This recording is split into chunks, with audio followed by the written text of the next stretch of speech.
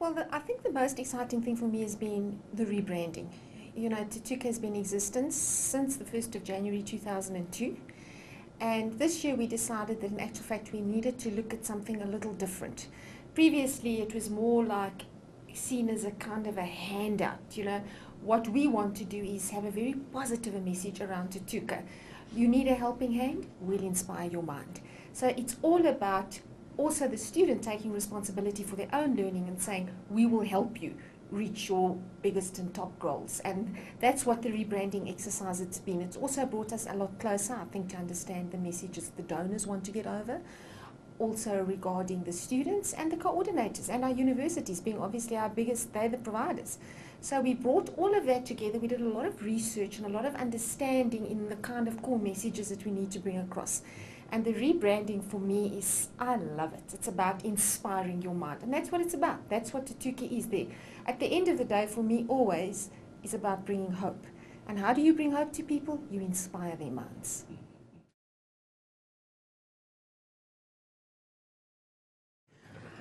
I must tell you, possibly if you have to say to me what is the most exciting thing, it's been the minister's support and the minister's reaction.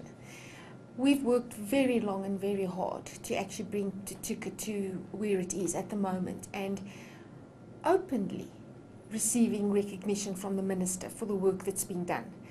And the minister, in actual fact, wanting to use Tutuka as a benchmark for other professions, says to me that, again, as the profession, we have taken leadership.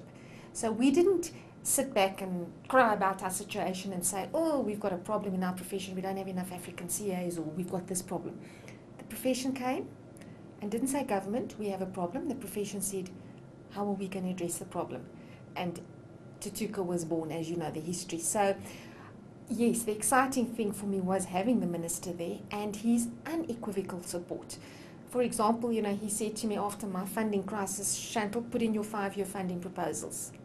We've exactly done that.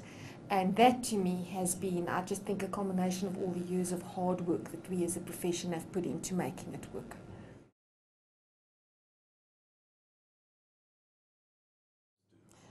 Well, we need to get all our members pledging. At the moment, out of our 30,000 members, only 500 are actively pledging. And I don't want a pledge through your various companies. I want individual pledges. And that's, to me, that speaks to the heart and minds of people, that everybody within our profession is so committed that they show their commitment through making their pledge. 500 Rand, not a lot of money for a qualified CA, it's really not. And together, think how many lives we can change if all our members actually partook and provided us with a 500 Rand per annum, not per month, per annum.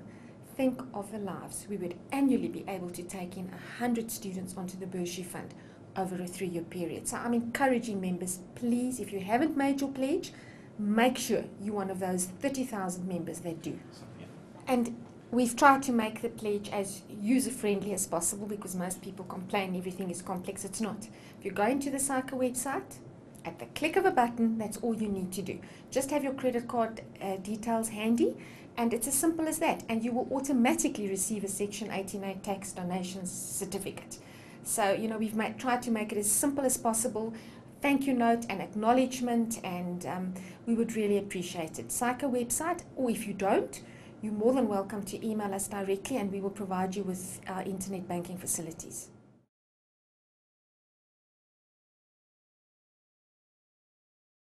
Our pipeline is very exciting, bearing in mind that I want to double the number of Tutuka students at the moment, our annual intake. We take in annually 300 students, which one thinks, oh, it's a lot of students. Not really. If you bear in mind that many of the students from where they come, and it takes some students a little longer to get out of the system. So eventually, if you say that 300, what will immediately affect your pipeline? We're looking at the moment, about 50% of them, with some still, you know, that might take a bit longer. Now, that's not a large number, not for the number of CAs we need to really and truly change our pipeline. But if one starts doubling or tripling your number of intake, that's when you're going to start seeing huge shifts. I mean, I'm proud to tell you that this year alone, our contribution, Tutuka's contribution to the overall qualified African and coloured CAs, 30%. So if you didn't have Tutuka, you wouldn't have that huge contribution. Someone will say, but what are they doing? We're doing a lot because we measure, obviously, output. And if one has a look at your number of CAs currently, and people that have come through the system, the Tutuka's contribution is 30%, and I believe it's going to grow going forward. And that's what we need to do. I hope that we can get to a stage where 70% of the African and coloured contribution actually comes from Tutuka, because then you can imagine your pipeline will be so much bigger, because it doesn't stop the firms and everybody else from doing what they're doing. So we're just really increasing the pipeline by all the projects that we're running within Tutuka.